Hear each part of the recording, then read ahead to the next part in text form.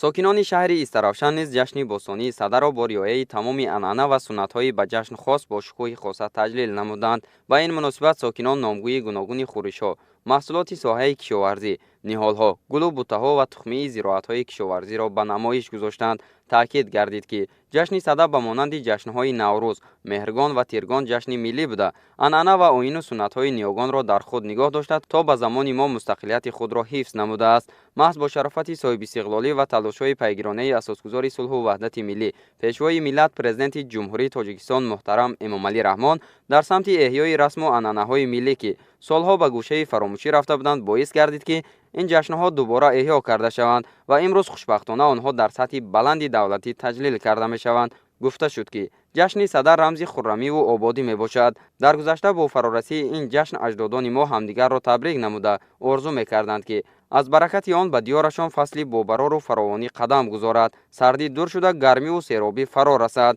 گفته شد که امروز ساکنان شهر این جشن باستانی را با عنعنه‌های خاصی نیاگانمان، یعنی با افروختن گلخن همچون رمز جاودانی صدر، به نمایش گذاشتن محصولات کشاورزی و هنرهای مردمی تجلیل نمودند. برآمد کنندگان با یادآوری از ماهیت و اهمیت جشن صدر در اساس دستور و سفارش‌های حکومت مملکت کشاورزان را به استفاده ثمرناک زمین هدایت نمودند، زیرا در زمان کنونی استفاده ثمرناک زمین واسطه اساسی برای گرفتن حاصل فراوان و ثمرناکی دوچند از مهنت به حساب می رود. تاکید گردید که تجلیل با شکوه جشن صدر به ارزگذاری و گرامی داشت رسم و آیین‌های ملی، تحکیم و گسترش باز هم بیشتر حس ملی، هویت و خودشناسی مردم تاجیکستان و به این وسیله آگاه نمودن نسل نورس از عنعنه و رسم و آیین‌های ملی نیاگان به حساب می رود. در ادامه برنامه فرهنگی که از جانب هنرمندان بخش فرهنگ شهر آماده گردیده بود پیشکش گردید.